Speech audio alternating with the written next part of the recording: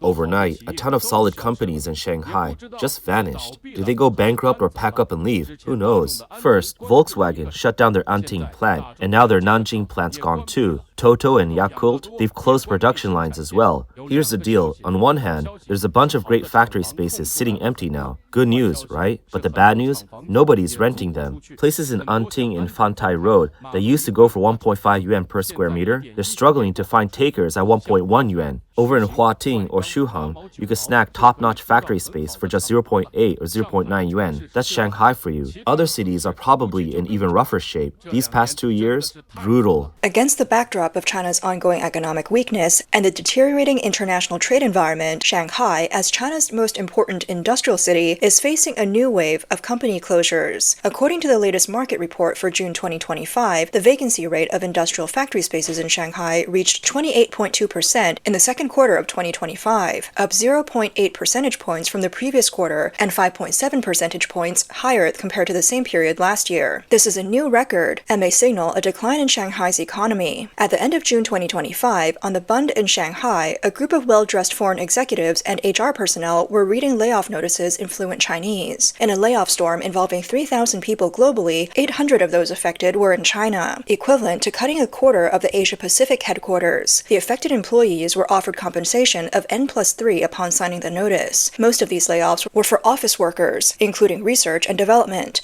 administration, and consulting roles. The company, jokingly referred to by netizens as a Nordic ferry enterprise, is the Swedish luxury car manufacturer Volvo. 10 years ago, it entered the Chinese market as a technological pioneer, but now, in the context of the growing electric vehicle competition in China, it is struggling. Volvo's Asia-Pacific headquarters is located in Shanghai. This veteran automaker is still worried about its inventory of gasoline cars. Currently, as China's economy declines, the car price war is intensifying. After South Korean and French car makers exited, Japanese and German car makers may also follow suit. On July 1st, SAIC Volkswagen's factory in Nanjing officially closed. The Nanjing factory had been in operation for 17 years, starting production in 2008. Before its closure, it mainly produced the SAIC Volkswagen Passat and Superb models. SAIC Volkswagen is a Sino-German joint venture, cooperated by SAIC Group and Volkswagen Group. It is one of the oldest automotive joint ventures in mainland China, with its headquarters located in Shanghai Anting. The company has established production bases in Nanjing, Yizheng, Urumqi, Ningbo, Changsha, and other cities. Working at SAIC Volkswagen used to be an enviable job,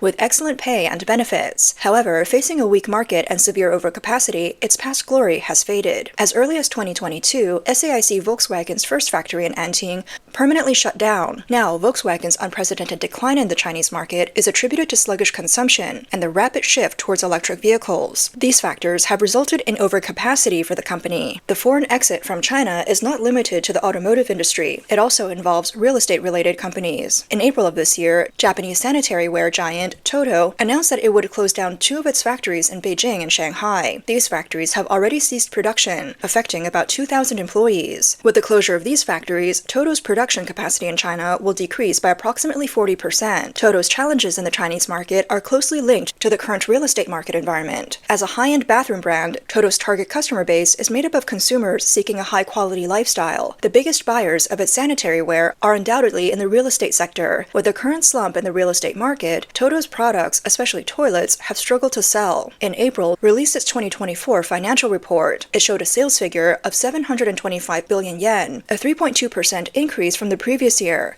and an operating profit of 48.5 billion yen, a 13.4% increase. This indicates overall strong performance. However, in the Chinese market, sales plummeted by 20.4%, and operating profits suffered a loss of 3.6 billion yen. Toto itself mentioned in its report that the long-term downturn in the Chinese real estate market has had a significant impact on the company's performance. Additionally, the rise of domestic bathroom brands also played a major role in Toto's decline in sales. Another Japanese company targeting the mid to high-end wealthy consumer group seems unable to escape the reality of store closures. Following the closure of its largest flagship store in Asia, the Chengdu Ito-Yokado recently announced that it would close its food and lifestyle store in Chengdu. A video on the Douyin platform from June 30th shows the Ito-Yokado store in Chengdu closing, with employees bowing as they bid farewell to customers. Due to the widespread consumer downgrading issue in China's retail market, price has become a more important factor in consumer purchasing decisions. This could present challenges for Ito-Yokado, one of Japan's largest department store chains,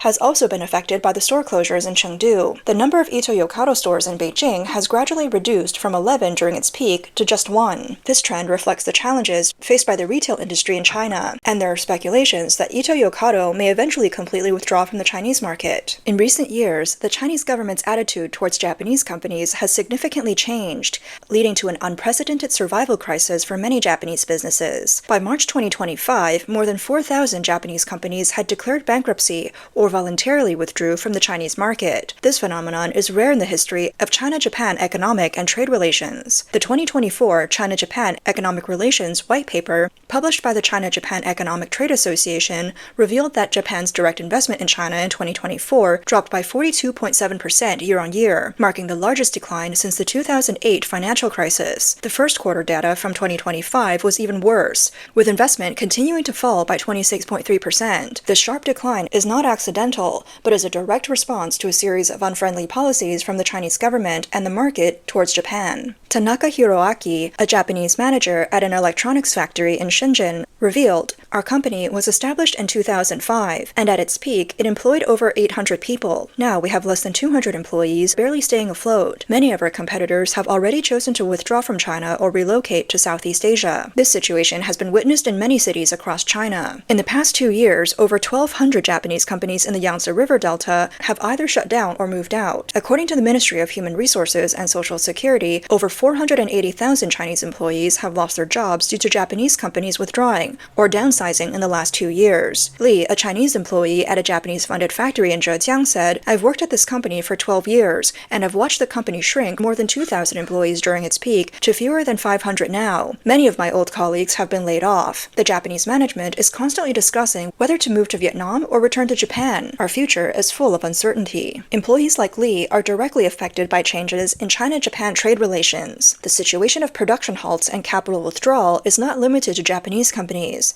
On June 25th, Celestica, a Canadian group, announced the dissolution of Tianhong Dongguan Technology Company Limited. It stated it would start the dissolution process at the end of June and terminate employee contracts from July 1st. The announcement stated that the dissolution was a result of market changes and future strategic adjustments.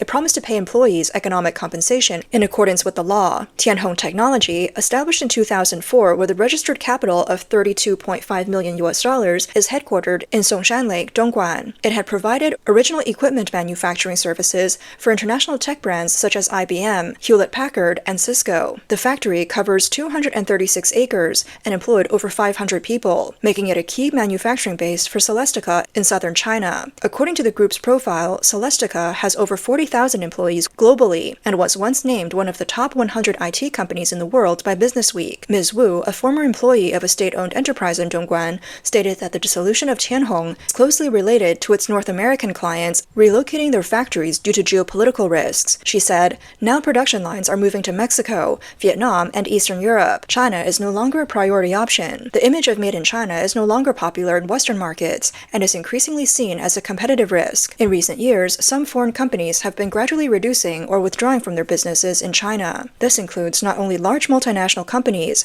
but also professional service providers and retail brands. Below is a list of well-known foreign companies that have scaled back or completely exited the Chinese market." In February 2024, Japanese tire manufacturer Bridgestone announced that it had terminated its commercial vehicle tire production at its Shenyang plant, laying off more than 1,200 employees. The company had previously closed its tire factory in Huizhou, Guangdong. In June, Nissan Motor announced the shutdown of its production plant in Changzhou. In July 2024, Japan's Nippon Steel Corporation withdrew from its joint venture with Shanghai Baosteel, Baohai Nippon Steel Automotive Sheet Company. It transferred its entire stake to Baosteel. Around the same time, Japan's Kato Engineering Machinery officially exited the Chinese market and dissolved its joint venture factory in Kunshan. In August 2024, Japan's Nippon Steel sold its 50% stake in Baosteel Nippon Steel Automotive Sheet to Baosteel, marking the end of their 20-year partnership. By the end of August 2024, Honda Motor Company fully shut down its second joint venture plant in Wuhan, laying off 2,500 employees. On September 13, 2024, Toyota Group's Hino Motors announced that it would cease cease diesel engine production in China, and its subsidiary, Shanghai Hino Engines, would halt production on September 30th. In February 2024, HP Technology Shanghai Company Limited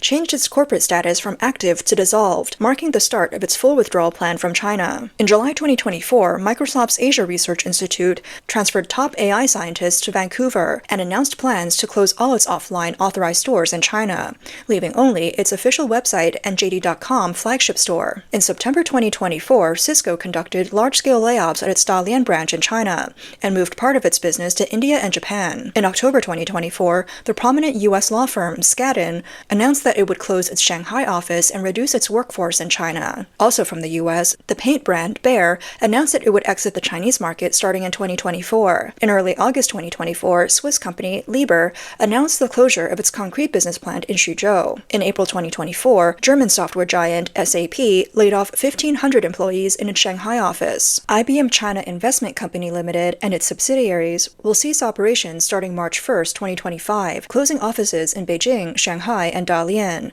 This will affect 1,800 employees. In April 2025, HD Hyundai Engineering Machinery restructured its China operations, halting production at its Changzhou factory in Jiangsu. On June 5, 2025, Citigroup announced that it would complete layoffs of approximately 3,500 employees from its Shanghai and Dalian technology centers by the fourth quarter of 2025. On June 17, 2025, US-based Ascend Functional Materials announced the closure of its plant in Lianyungang, China. The recent high-frequency wave of foreign companies withdrawing from China further confirms the country's economic downturn. Over the past few decades, foreign companies not only provided a large number of high-paying jobs, but also introduced advanced management concepts and technological pathways, creating a crucial role in driving domestic workplace environments. According to data from the Ministry of Commerce, foreign companies with just a 2% market share have driven employment for about 40 million people, accounting for 1/10 of the urban workforce, contributing 1/6 of the country's tax revenue, and 2/5 of its imports and exports.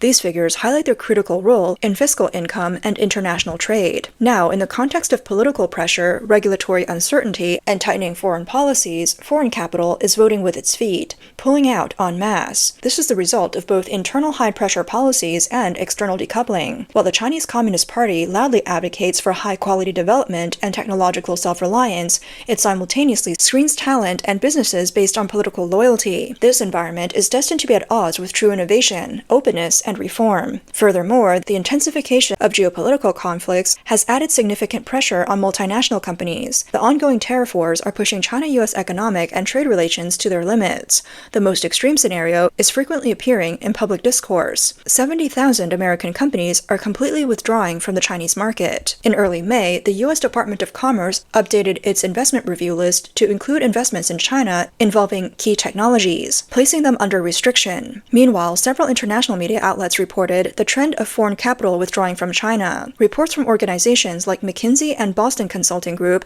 show that some foreign companies are rethinking their operations in China. Especially in the context of the tariff war, some multinational companies have been forced to passively adjust their business strategies, including cutting back production capacity in China and relocating their Asia-Pacific headquarters to Singapore. This process not only reduces demand for orders, but also causes significant disruptions to supply chains. According to a report published by McKinsey Global Institute in April 2025, 31% of the top 500 global companies said they were implementing or planning to implement supply chain diversification strategies, with 78% viewing Southeast Asia as their primary destination. Apple has already moved nearly 30% of its iPhone production capacity to India and plans to increase this proportion to 40% by the end of 2025. Samsung Electronics closed its last smartphone factory in China in 2023 and has fully shifted its production base to Vietnam. The latest data from the Chinese Ministry of Commerce shows that from January to April 2025, direct foreign investment amounted to 320 billion RMB, approximately $44.7 billion, a 10.9% year-on-year decrease, similar to the 10.8% drop in the first 3 months of the year. In 2024, China's foreign direct investment dropped by 29%,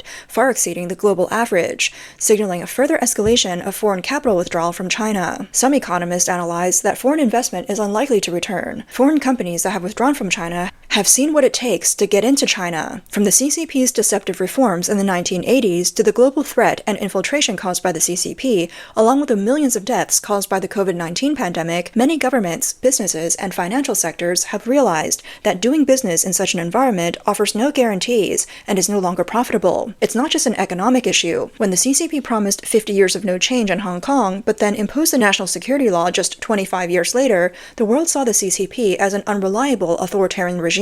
Any company with a clear mind and sound judgment would have to consider the most practical concern: leaving quickly. This will create a domino effect. The more foreign companies withdraw, the greater the impact on China's economic and financial markets. More victims will suffer, and the business environment will become even more difficult. These companies must consider their own circumstances in this interconnected dilemma.